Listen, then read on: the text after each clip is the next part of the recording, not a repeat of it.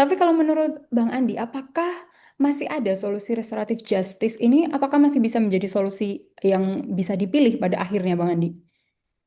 Restoratif justice itu adalah pemaafan. Berarti kedua belah pihak itu saling bermaafan Mhm. gitu.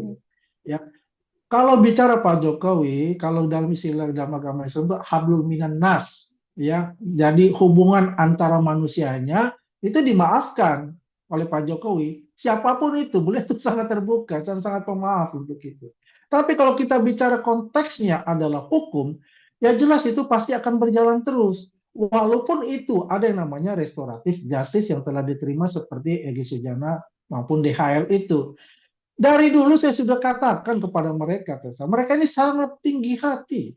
Coba dia bilang, kami tidak butuh maaf dari Pak Jokowi gitu. Ya, kami akan jalan terus. Ya monggo kalau mau jalan terus, kita Mhm. pembuktikan persidangan. Karena Pak Jokowi juga butuh yang namanya ruang publik, yaitu persidangan, untuk membuktikan bahwa ijazah beliau asli yang dituduh palsu oleh teroris ini gitu loh. Jadi Oke, jangan lagi nanti kemudian hari ada hal-hal yang sama dipertanyakan pula seperti itu. Begitu Tessa. tapi Bang Andi, kalau dari Damai Hari Lubis dan juga Egy Sujana kan masih mengakunya kalau tidak pernah meminta maaf kepada Pak Jokowi itu seperti apa, Bang Andi? Ya, itu kan hak mereka lah. Orang gestur, gimmick dan sebagainya itu kan kita tahu untuk itu. Ya, saya aja sering katakan ada 12 menit berdoa ya kan. Berapa itu kan 59 menit untuk 55 menit dalam dalam percakapan di dalam sana kan bisa kita bisa mengukur seperti apa kan kayak gitu. Artinya ya, kalau kita bicara bukti ya bukti itu ada, bukti itu ada. Artinya mereka bersalaman, mereka berpelukan, mereka berdoa bersama-sama. Apakah itu bukan sesuatu yang namanya silaturahmi yang terjalin kembali?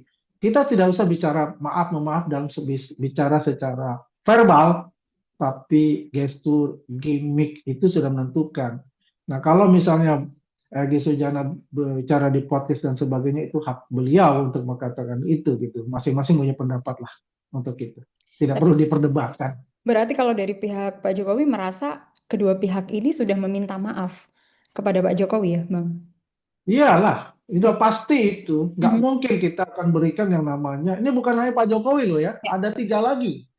Ya kan, kalau satu yang mengatakan tidak mau gimana? Nggak bakal terjadi loh restoratif justice. Mhm. Karena itu harus ada penanda tanganan Mhm. sesama antara yang namanya kuasa hukumnya Egy Sujana dengan saksi pelapor ini. Baru tetap terjadi restoratif justice itu. Mhm. Gitu loh. Kalau enggak mungkin terjadi. Oke.